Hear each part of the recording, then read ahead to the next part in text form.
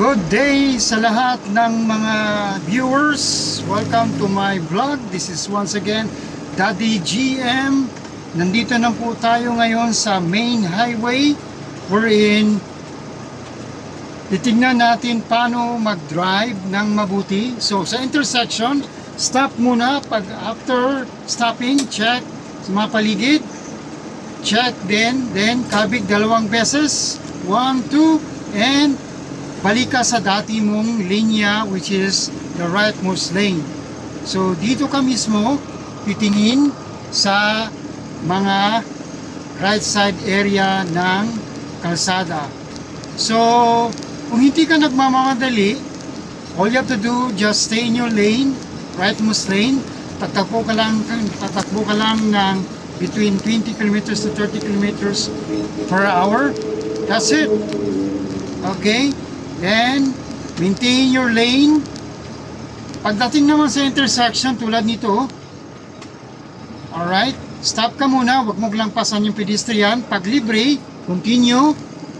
Tingin sa kaliwa, tingin sa kanan, then continue on the next checkpoint. Okay? Tulad niyan, may ambulance. So, all you have to do, just simply slow down. Distansya mo is between the ambulance and your vehicle should be at least almost 2 meters, or makikita mo yung plate number or buong bumper ng ambulance kasama yung sa baba na mga gulong. Yan. You U-turn yung ambulance, just distansya and continue.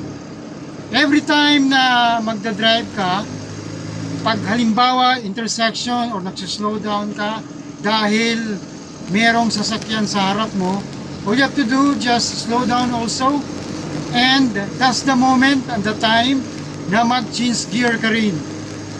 Halimbawa tumatakbo ka ng third gear, pagdating sa intersection or slow down area, that's the moment na mag-shift ka ng gear to lower gear. Okay? Tulad nito, third gear ako kanina. Slow down and change gear to gear number 2 para back to new and refreshed gear na naman. Okay? So, next, dito naman tayo sa another highway. So, continuous yung highway na dinadaanan natin. So, dito naman tayo sa road sign, which is very nice to examine, nice to remember.